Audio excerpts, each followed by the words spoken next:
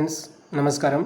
स्वागत है आपका अपने यूट्यूब चैनल सिविल इंजीनियर उम्मीद में। एंड दोस्तों, आज फिर अपन एक लेक्चर नंबर 5 के साथ में आए हैं, जो कि राजस्थान पोल्यूशन कंट्रोल बोर्ड के लिए एंड आरपीएससी के लिए, यूपीएससी के लिए, सारी एग्ज़ामों के लिए, जो भी कंपटीशन एग्ज़ाम है उनके लिए इम्पोर्टेंट है। अभी खासकर अपन का फोकस है राजस्थान पोल्यूशन कंट्रोल बोर्ड से जो वैकेंसी आई हुई है junior scientific officer and junior environmental engineering के लिए। तो दोस्तों, myself Umed with all of you and welcome to my YouTube channel civil engineer Umed. And दोस्तों, आज अपन photosynthesis and the earth structure के बारे में डिस्कस करेंगे। तो दोस्तों, फोटोसिंथेसिस जो कि प्रकाश संश्लेषण की क्रिया होती है, वो कैसे संपन्न होती है, कैसे ये होती है, उसके बारे में अपन थोड़ा डिस्कस करेंगे। तो दोस्तों, without any time wasting let we start about photosynthesis.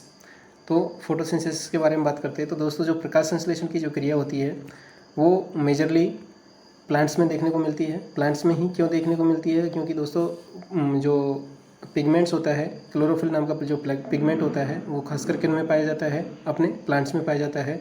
और जो सनलाइट की प्रेजेंस में, जो सनलाइट की प्रेजेंस में क्या करता है, सनलाइट को एब्जॉर्ब करता है और जो लाइट एनर्जी होती है उसको केमिकल एनर्जी में कन्वर्ट करता है with the help of the water and water molecule and minerals etcetera. इनकी प्रेजेंस में अपन को क्या कर देता है? ऑक्सीजन को लिबरेट कर देता है एंड जो अपनी जो एनर्जी होती है, जो केमिकल एनर्जी होती है, जो स्टार्च या ग्लूकोज के फॉर्म में यहाँ पे फॉर्मेशन करता है, जो कि पेड़ पौधे उसको अपने इम्प्रूवमेंट के लिए काम में लेते हैं। ठीक है दोस्तों। एंड नेक्स्ट है कि in the energy conversion following component use the water, carbon dioxide and mineral and liberate the oxygen and energy rich organic compound. वो क्या करता है? एनर्जी रिच ऑर्गेनिक कंपाउंड का फॉर्मेशन करता है, जो कि कलेक्शन होता रहता है पेड़ पौधों के अंदर, और ऑक्सीजन है जो एनवायरनमेंट के अंदर लिबरेट कर देता है, और कार्बन डाइऑक्साइड को ये अपने प्रकाश संश्लेषण की जो क्रिया होती है उसमें यूज करता है। तो दोस्तों, फोटोसिंथेसिस में आगे चलते हैं। This process is possible in the artificial and natural light. तो दोस्तों, जो भी फोटोसिंथेसिस, जो प्रकाश संश्लेषण की जो क्रिया होती है, वो क्या होता है कि या तो नेचुरल लाइट में भी पॉसिबल है या फिर अपना आर्टिफिशियल लाइट में पॉसिबल होती है। लेकिन इसके लिए क्या होना चाहिए? विजिबल रेंज होनी चाहिए लाइट की, जिसके अंदर की ये हो सके। लेकिन दोस्तों, जो प्रकाश संश्लेषण की जो क्रिया होती है वो मून लाइट में पॉसिबल नहीं है। एंड उसके बाद में है the ability to photosynthesize is found in both eukaryotic and prokaryotic organism. तो दोस्तों, आपने देखा था कि प्लांट के साथ साथ में कुछ ऑर्गेनिज्म में है जो भी क्या करता है? फोटोसिंथेसिस करता है। उनमें क्लोरोफिल नाम का पिगमेंट होता है, और क्लोरोफिल पिगमेंट में जो मैग्नीशियम की सबसे ज़्यादा क्वांटिटी होती है, मैग्नीशियम की सबसे ज़्यादा क्वांटिटी होती है, जो लीव्स के अंदर मैक्सिमम पाया जाता है। और लीव्स में क्या होता है? सबसे ज़्यादा फोटोसिंथेसिस की रिएक्शन, फोटोसिंथेसिस प्रोसेस सबसे ज़्यादा होती है। उसके बाद में आता है दोस्तों, cyanobacteria and some sulphur bacteria are the photosynthesis prokaryotic. तो दोस्तों, साइनोबैक्टीरिया और सल्फर बैक्टीरिया होते हैं, कुछ साइनोबैक्टीरिया और सल्फर बैक्टीरिया जो फोटोसिंथेसिस करते हैं, आर फोटोसिंथेसिस प्रोकैरियोटिक। तो अपने देखा था कि दोस्तों, प्रोकैरियोटिक एंड यूकैरियोटिक दोनों टाइप के ऑर्गेनिज्म होते हैं जो फोटोसिंथेसिस करते हैं। एबिलिटी होती है उनमें फोटोसिंथेसिस करने की। एंड उनके अंदर जो साइनोबैक्टीरिया होते हैं and some sulphur bacteria are photosynthesis और प्रोकैरियोटिक टाइप्स के। तो दोस्तों, जो मैक्सिमम फोटोसिंथेसिस प्रोसेस होती है in plant take place the in leaves. जो भी फोटोसिंथेसिस की जो प्रोसेस होती है वो मैक्सिमम किस में होती है दोस्तों? लीव्स में होती है, क्योंकि ये maximum amount of the light absorbing pigment. क्योंकि जो लीव्स होती है उनमें क्या होता है? मैक्सिमम जो लाइट को जो एब्जॉर्व करता है, जो क्लोरोफिल होता है, क्लोरोफिल मैक्सिमम कहाँ पे होता है दोस्तों? लीव्स में होता है। तो लीव्स क्या करता है? जैसे ही सनलाइट आती है उसको एब्जॉर्व करते हैं, और जो पिगमेंट होता है chlorophyll in the presence of the water and mineral की उपस्थिति में क्या करता है? उससे लाइट की जो एनर्जी होती है उसको केमिकल एनर्जी में कन्वर्ट करता है। और जो क्लोरोफिल जो पिगमेंट होता है उसमें मैक्सिमम जो मेटल होती है, कौन सा आयन होता है, वो कौन सा होता है? मैग्नीशियम होता है। ये बहुत ही ज़्यादा इंपॉर्टेंट है दोस्तों कि क्लोरोफिल में मैक्सिमम क्वांटिटी किसकी होती है? मैग्नीशियम की होती है। Mg+2 आयन पाया जाता है। The storage of the solar energy called the productivity. तो दोस्तों, मैंने आपको जो प्रोडक्टिविटी का जो लेक्चर पढ़ा था उसमें भी मैंने इसको आपको डिस्कस किया था डिटेल से ये प्रोडक्टिविटी के बारे में कि जो सोलर एनर्जी का जो कलेक्शन होता है किलो कैलोरी पर मीटर स्क्वायर पर एरिया में जो स्टोरेज होता है सोलर एनर्जी का, वो क्या कहलाता है, प्लांट का प्रोडक्टिविटी कहलाता है। And productivity maximum in the tropical area and minimum in the polar area, क्योंकि दोस्तों ट्रॉपिकल एरिया वो रीजन होता है जहाँ पे सनलाइट मैक्सिमम मिलता है, यहाँ पे बायोडाइवर्सिटी मैक्सिमम होता है, जबकि पोलर एरिया में क्या होता है, सनलाइट मिनिमम होता है और यहाँ पे बायोडाइवर्सिटी देखने को जो मिलता है वो कम देखने को मिलता है। तो इस तरह से अपन समझ सकते हैं कि प्रोडक्टिविटी को कैसे रिलेट किया, सनलाइट को केमिकल एनर्जी में कन्वर्ट किया with the help of the mineral water and oxygen and carbohydrate का जो प्रोडक्शन हो रहा था, ऑक्सीजन लिबरेट कर दी जाती है और कार्बोहाइड्रेट का प्लांट्स के अंदर कलेक्शन होता रहता है।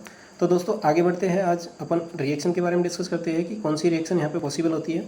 तो जो दोस्तों रिएक्शन होती है वो क्या होता है कि वाटर का जो मॉलिक्यूल होता है, वाटर का मॉलिक्यूल जो ऑक्सीजन जो बनती है वो किसके कारण बनती है, वाटर के मॉलिक्यूल के टूटने के कारण बनती है। और जो कार्बन डाइऑक्साइड और वाटर मॉलिक्यूल दोनों मिलकर के इन the presence of the sunlight and chlorophyll, जैसे ही सनलाइट आती है क्लोरोफिल की प्रेजेंस में, क्लोरोफिल एंड सनलाइट की प्रेजेंस में ये शुगर, ये मतलब energy rich compound used by the organism, जो कि अपन के खाने या उनके काम में लेते हैं, और ऑक्सीजन जो एनवायरनमेंट में लिबरेट कर दी जाती है जिसको अपन की रेस्पिरेशन प्रोसेस में काम में लेते हैं। तो दोस्तों ये जो रिएक्शन होती है प्लांट में, फोटोसिंथेसिस किस टाइप की रिएक्शन होती है, इंपॉर्टेंट है, इसको अपन को याद रखना है कि रेडॉक्स टाइप की रिएक्शन होती है जो फोटोसिंथेसिस में संपन्न होती है। तो दोस्तों आगे, in this process oxygen is obtained due to the photolysis of the water. तो दोस्तों जो भी इसमें अपन को जो ऑक्सीजन मिलती है ये इंपॉर्टेंट है, अपन को इसको ध्यान रखना है कि ये जो वाटर होता है, वाटर का क्या होता है, फोटोलाइसिस होता है, जिसके कारण से अपन को क्या करता है, ऑक्सीजन मतलब कि वाटर के मॉलिक्यूल में से हाइड्रोजन और ऑक्सीजन में से ऑक्सीजन लिबरेट होता है और ऑक्सीजन टूटता है रेडॉक्स रिएक्शन के तहत, जिसके कारण से अपन को क्या है, ऑक्सीजन मिलती है। ठीक है दोस्तों, आगे बढ़ते हैं। The environmental carbon stored in the plant at a large quantity. तो जो एनवायरमेंटल जो कार्बन है वो प्लांट के अंदर लार्ज क्वांटिटी में हो जाता है, क्योंकि जो CO2 होता है, CO2 क्या करता है, एनवायरनमेंट से आता है और लीव्स के अंदर जो फोटोसिंथेसिस की रिएक्शन होती है उसमें पार्टिसिपेट करता है, और पार्टिसिपेट करने के बाद में ऑक्सीजन अपना क्या होता है, एनवायरनमेंट में रिलीज होता है। उसके बाद में कार्बोहाइड्रेट वहाँ पे कलेक्ट होता रहता है जिसको अपन एब्जॉर्ब करते हैं। तो the environmental carbon stored in the plant at a large quantity, so plant act as a natural carbon sink. तो जो कार्बन सिंक क्या होता है, कार्बन का सिंक, एक तरह से उसको इकट्ठा करना, उस जगह इकट्ठा होना, या फिर एक जगह से जो चीज, जो कोई भी वस्तु है उस जगह सिंक के रूप में एकत्रित होती जाती है। तो जो भी होता है, इसलिए अपन नेचुरल कार्बन सिंक कहते हैं किसको, पेड़ पौधों को, क्योंकि वहाँ पे लार्ज क्वांटिटी में क्या होता है, अपना जो एनवायरमेंटल कार्बन है वो क्या होता जाता है, स्टोर हो जाता है by the using of the carbon dioxide gases. उसके बाद में दोस्तों आगे है, for preventing the water losses through the transpiration in desert area. तो दोस्तों जैसे कि मैंने अपन डिस्कस करते हैं कि जो डेजर्ट एरिया है, डेजर्ट एरिया में अपन को क्या करना है कि ट्रांसपायरेशन की प्रोसेस के साथ जितना भी वाटर है जो लॉस होता है, क्योंकि डेजर्ट एरिया में पानी की क्या होती है, कमी होती है। तो पानी की कमी होती है तो उसमें अपन को क्या है, लीव्स को एक स्पेशल फॉर्म देना पड़ता है। लीव्स को कैसा फॉर्म देना पड़ता है, स्पेशल फॉर्म देना पड़ता है, जिसके थ्रू वो या तो नुकीली टाइप की होनी चाहिए, या कांटेदार होनी चाहिए, थॉर्न टाइप की होनी चाहिए, या फिर जो लीव्स होती है उनकी जो बैक्सी होनी चाहिए, और कैसी होनी चाहिए, थिक होनी चाहिए। तो इस टाइप से अपन थॉर्न टाइप की होनी चाहिए और नैरो होनी चाहिए, नैरो होनी चाहिए, और या फिर बैक्सी या थिक टाइप की होनी चाहिए, जिससे कि अपन जो ट्रांसपायरेशन के थ्रू जो पानी का जो लॉसेज होता है, क्योंकि डेजर्ट एरिया में पानी की पहले ही कमी होती है, तो जो लॉसेज होता है उसको अपन क्या कर सकते हैं, कम कर सकते हैं। ठीक है दोस्तों, आगे बढ़ते हैं।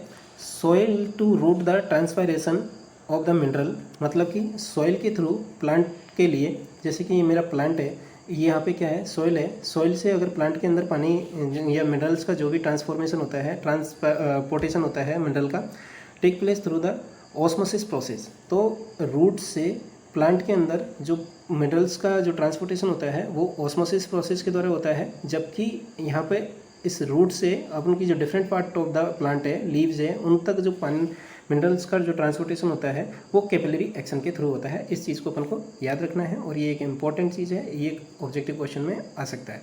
ठीक है दोस्तों, आगे बढ़ते हैं। In transportation of the water and salt xylem tissue play role.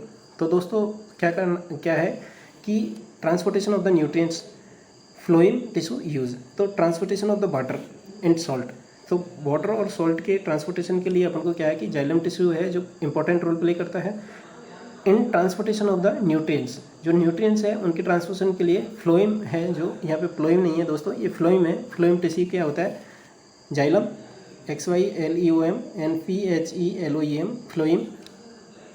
तो दो ये टिश्यू होती है जो ट्रांसपोर्टेशन का काम करते हैं। तो these both tissue called the transport tissue. ठीक है दोस्तों, तो ये दोनों टिश्यू होती है वो ट्रांसपोर्ट टिश्यू कहलाते हैं। एंड स्टोमेटा या stomate, it is the type of pour.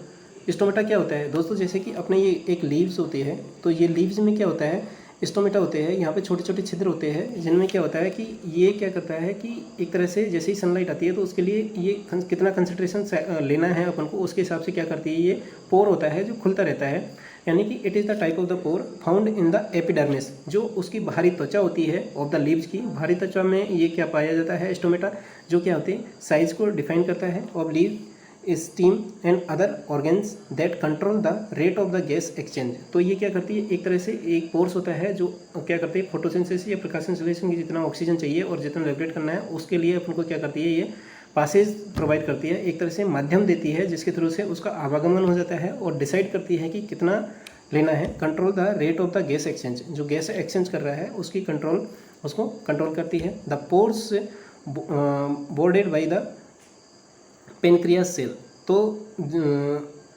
Bordered जो पोर्स होल होती है उनको किसके द्वारा बॉर्डर किया जाता है, पेनक्रियास सेल के द्वारा, जिसको गार्ड सेल के नाम से जाना जाता है। And responsible for the size of the pore, जो कि जो पोर का जो साइज है उसके लिए वो क्या होता है, रेस्पॉन्सिबल होता है। The photosynthesis does not take place in the presence of the moonlight. तो दोस्तों जो अपना फोटोसिंथेसिस प्रोसेस होती है वो मून लाइट में क्या है, पॉसिबल नहीं होती है। तो दोस्तों मैंने आपको अभी बताया था कि जो मून लाइट होती है उसमें फोटोसिंथेसिस की रिएक्शन अपन की पॉसिबल नहीं होती है। तो दोस्तों इस तरह से अपन ने फोटोसिंथेसिस को समझा था कि जाइलम फिलोएम टिश्यू को बचा जो ट्रांसपोर्टेशन का काम करते हैं, ट्रांसपोर्टेशन में हेल्प करते हैं अपन को।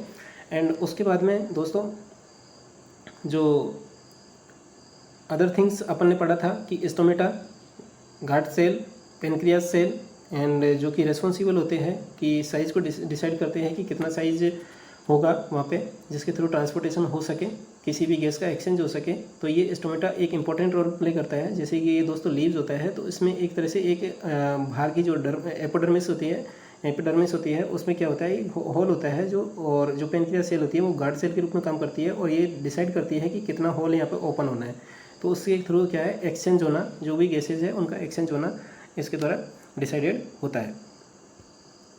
उसके बाद में आते हैं दोस्तों अर्थ स्ट्रक्चर के बारे में अपन डिस्कस करते हैं। आज अपन को दो ही टॉपिक है अपने, फोटोसिंथेसिस एंड अर्थ स्ट्रक्चर, इन दोनों के बारे में डिस्कस करना है। तो दोस्तों अपना नेक्स्ट टॉपिक है अर्थ स्ट्रक्चर। अर्थ स्ट्रक्चर के बारे में डिस्कस करते हैं। तो दोस्तों अर्थ स्ट्रक्चर को ये क्या होती है कि ओबलेट टाइप की होती है, जैसे अंडाकार होता है उस टाइप की होती है, बिल्कुल गोल नहीं होती है। तो ये ओबलेट टाइप की होती है, अंडाकार होती है और इसमें यहाँ पे इसको एक्सिस में डिवाइड करें तो north, south, east and west में डिवाइड किया है। यहाँ पे 90 डिग्री नॉर्थ यानी कि नॉर्थ पोल एंड ये साउथ पोल जो कि पूरी तरह से आइस के द्वारा कवर किए हुए हैं। यहाँ पे बायोडाइवर्सिटी का लेवल है वो बहुत कम है।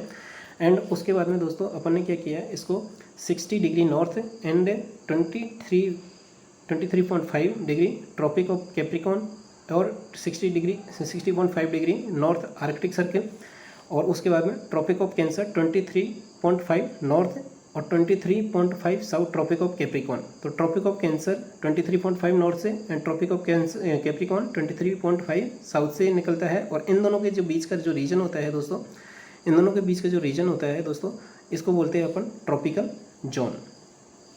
और उसके बाद में अपना साउथ पोल और ये ट्रॉपिक ऑफ कैप्रिकॉन है, इनके बीच का जो रीजन होता है उसको टेम्परेट रीजन के नाम से जाना जाता है। अब दोस्तों अपन एक इम्पोर्टेंट चीज़ है अर्थ स्ट्रक्चर के रिलेटेड, उनके बारे में अपन डिस्कस करते चलेंगे। तो दोस्तों अर्थ स्ट्रक्चर के बारे में इंपॉर्टेंट चीज़ है कि earth rotate from the west to east. तो जो अर्थ का रोटेशन होता है दोस्तों वो कैसे होता है, वेस्ट टू ईस्ट की तरफ होता है। तो इस चीज़ को अपन को याद रखना है, ये ऑब्जेक्टिव टाइप से इंपॉर्टेंट है दोस्तों। जैसे कि अर्थ का रोटेशन कैसे होता है दोस्तों, वेस्ट टू ईस्ट होता है, ऑब्लेट टाइप का होता है। ये 60.5 डिग्री नॉर्थ आर्कटिक सर्किल होता है और tropic of Cancer 23.5 north and tropic of Capricorn 23.5 south से होता है। और इनके जो बीच का रीजन होता है उसको अपन ट्रॉपिकल जोन कहते हैं। आगे बढ़ते हैं दोस्तों।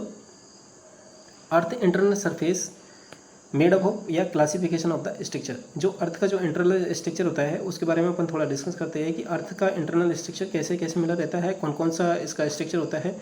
तो दोस्तों इसमें अपन दो टाइप का क्लासिफिकेशन पढ़ेंगे अर्थ के इंटरनल स्ट्रक्चर में। एक तो होता है केमिकल डिवीजन एंड सेकंड होता है अपना मैकेनिकल डिवीजन। तो इन दोनों को अपन डिस्कस करेंगे। तो इसमें सबसे पहले दोस्तों केमिकल डिवीजन के बारे में बात करते हैं। तो केमिकल डिवीजन में सबसे पहले आता है कि जिसको केमिकली अपन डिवाइड करें तो core part, mental part and crust part. तो कोर पार्ट होता है वो इनर मोस्ट पार्ट होता है जो कि एकदम लिक्विड फॉर्म में पाया जाता है और यहाँ पे नीचे जाते हैं तो यहाँ पे क्या कर जाता है, प्रेशर होता है वो बहुत ही ज़्यादा बढ़ता जाता है और टेम्परेचर भी बहुत ही ज़्यादा इंक्रीज करता जाता है। तो इस तरह से अपन ने अर्थ स्ट्रक्चर होती है, अर्थ स्ट्रक्चर को कितने पार्ट में डिवाइड किया है, 3 पार्ट में डिवाइड किया है, कोर, मेंटल एंड कोर। उसके बाद आता है दोस्तों मेंटल और तीसरे पार्ट आता है क्रस्ट। तो क्रस्ट को अपन ने दोस्तों 2 पार्टों में डिवाइड किया है, continental crust and ocean crust. Ocean crust क्या है, 3 to 5 किलोमीटर इसकी डेप्थ होती है और कॉन्टिनेंटल होता है वो 35 to 50 किलोमीटर तक इसकी डेप्थ यानी कि इंडिविजुअल थिकनेस होती है। उसके बाद में दोस्तों अपन ये तीनों लेयर है इनका एक जनरल क्लासिफिकेशन देखते हैं कि जनरल क्लासिफिकेशन कैसे होता है। तो उसको अपन एक टेबल के थ्रू यहाँ पे स्टडी करते हैं, जिसमें पहला है क्रस्ट। क्रस्ट है इसका फिजिकल इंटरनल लेयर क्रस्ट।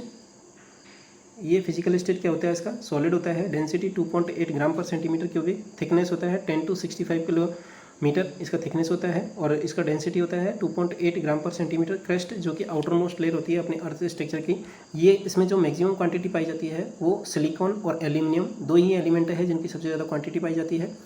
उसके बाद में आता है दोस्तों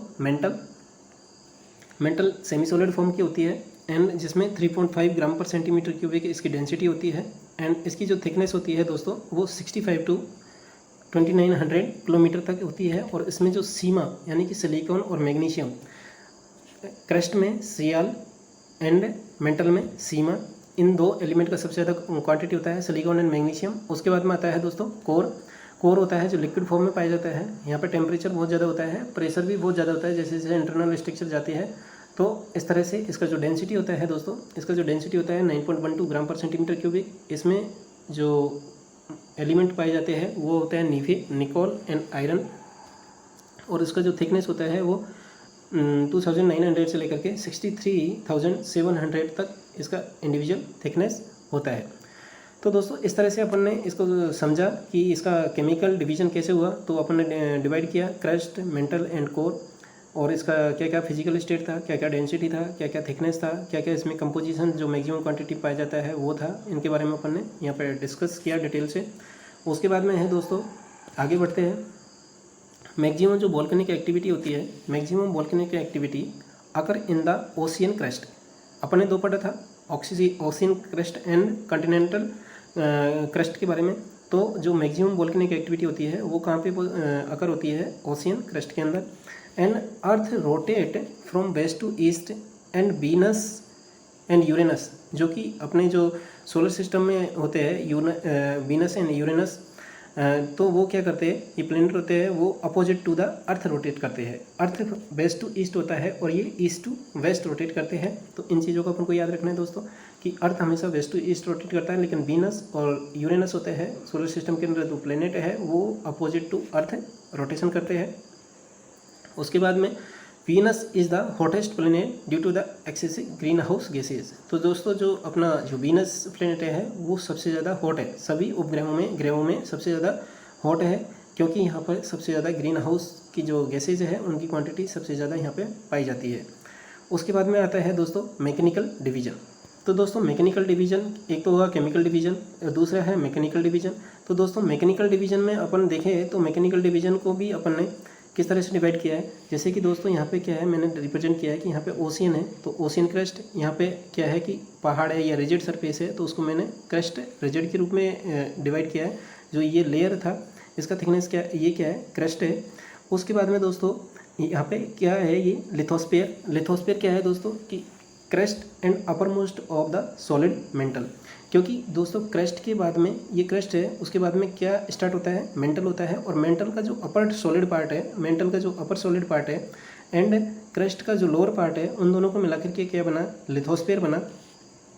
उसके बाद में लिथोस्फीयर के बाद में स्टार्ट होता है एस्थोनोस्फीयर जो कि पार्शियली मेल्ट कंडीशन में पाया जाता है। लिथोस्फीयर के बाद में एस्थोनोस्फीयर और उसके बाद में दोस्तों अपना मेंटल जो लेयर है वो मेंटल लेयर के अंदर ही एस्थोनोस्फीयर पाया जाता है जो पार्शियली मेल्ट अवस्था में होता है। और जो अपना लिथोस्फीयर होता है वो क्रस्ट का lower part and upper most of the solid mental होता है, उसको अपन ने लिथोस्फीयर के अंदर कंसिडर किया गया है।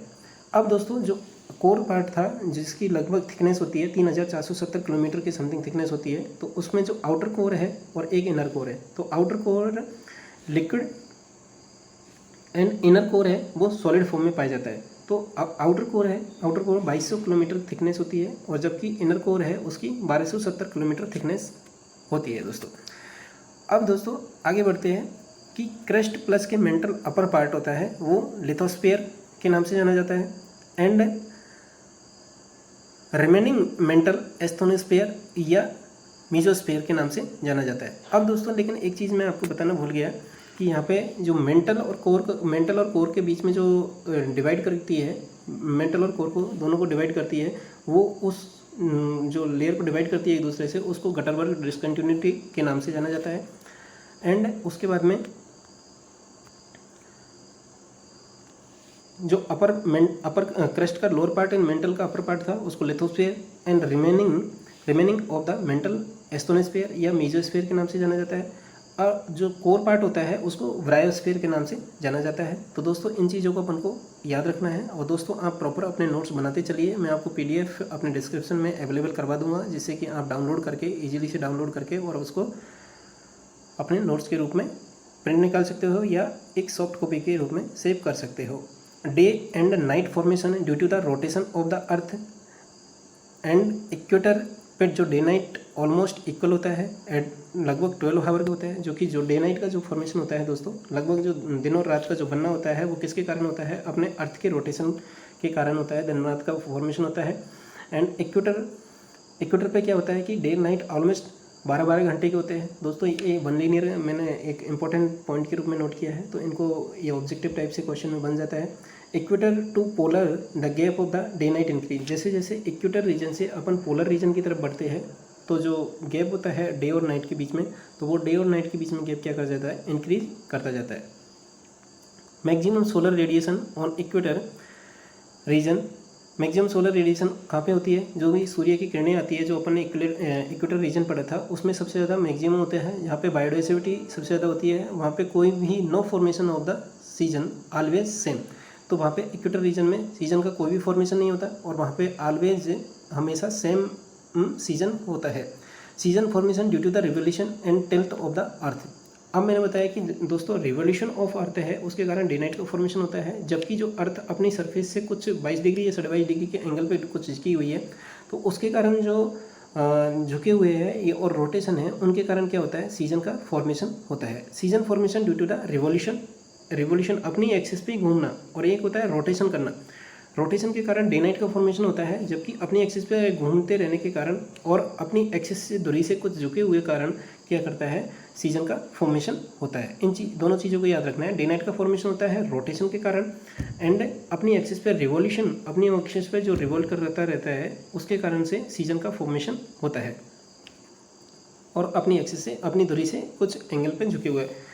Africa is only continent through which the equator, tropic of Capricorn and tropic of Cancer passes. तो अफ्रीका एक ऐसा महाद्वीप है, Africa is only continent through which the equator, tropic of Capricorn, tropic of Cancer, ये तीनों उस अकेले continent से पास होता है। ठीक है दोस्तों, उसके बाद में है lungs of the earth planet is Amazon forest. तो दोस्तों जो जैसे कि अपन कहते हैं कि जो फेफड़े होते हैं अमेजन के जो फॉरेस्ट होते हैं उनको अपन अर्थ के फेफड़े कह सकते हैं, जो श्वास का या ऑक्सीजन का एक तरह से बहुत ज़्यादा प्रोवाइड कराते हैं ऑक्सीजन का। तो एक तरह से lungs of the earth planet, जो भी अर्थ है अपनी उसका जो लंग्स है उसको अमेजन फॉरेस्ट को लंग्स ऑफ अर्थ प्लेनेट कहा जाता है। And due to the large rainfall world largest river Amazon, और लार्ज रेनफॉल कहाँ पे होता है, वहाँ पे ही होता है जो इक्वेटर रीजन है वहाँ पे ही सबसे ज़्यादा रेनफॉल होता है। तो वहाँ पे वर्ल्ड की सबसे बड़ी रिवर है, अमेजन भी वहीं है, Congo found in equator and soil salinity. अब दोस्तों जैसे ही बरसात ज़्यादा होगी तो सॉइल की अपर लेयर है जो क्या करेगी, पानी के साथ में बह जाएगी और उसकी सैलिनिटी क्या हो जाएगी, रिड्यूस हो जाएगी। और जो सॉइल है जो कैसी हो जाएगी, एसिडिक नेचर की हो जाएगी और वहाँ पे फर्टिलिटी कम हो जाएगी और जो प्रोडक्टिविटी है वहाँ पे जो सॉइल की वो कम हो जाएगी। और बरसात ज़्यादा होने के कारण क्या होता है वहाँ पे, जैसे किसी भी एरिया में दोस्तों, किसी भी एरिया में अगर बरसात ज़्यादा होती है तो क्या होता है वहाँ पर के बहुत बड़े बड़े पेड़ मिलते हैं, बड़ी बड़ी चौड़ी पत्तीदार पेड़ मिलते हैं, सघन पेड़ मिलते हैं जिनको शैडो फॉरेस्ट या शैडो ट्री के नाम से जाने जाते हैं। जैसे कि ऐसे पेड़ होते हैं जो एक दूसरे को कवर करके रखते हैं। तो इस तरह से अपन यहाँ पर डिस्कस करते हैं कि due to the large rainfall world largest river Amazon Congo found in equator region and soil salinity decrease. क्योंकि जो अपर लेयर है वो क्या कर देती है, पानी के साथ में बह जाती है, जिससे कि उसकी फर्टिलिटी है सॉइल की वो रिड्यूस हो जाती है, सैलिनिटी रिड्यूस हो जाती है and become the acidic, so not suitable for the farming purpose. तो उस खेती को अपन क्या है, उस ज़मीन को, उस लैंड को अपन फार्मिंग पर्पज़ के यूज़ से नहीं काम में ले सकते। This area are the disease prone area. क्योंकि दोस्तों जहाँ पे अगर बरसात ज़्यादा हो रही है, यहाँ पे टेम्परेचर सबसे ज़्यादा सनलाइट पड़ रही है और वहाँ पे बहुत ज़्यादा बरसात हो रही है, तो ऐसा है। और जहाँ पे पेड़ पौधे भी ज़्यादा है और शैडो ट्रीज बहुत ज़्यादा है यहाँ पे, तो उस जगह पे क्या होता है दोस्तों, ये एरिया जहाँ पे डिजीज प्रोन एरिया होता है, वहीं को माइक्रोब्स है उनको पनपने की जो एक तरह से जो एनवायरनमेंट चाहिए उनको वो मिलता रहता है।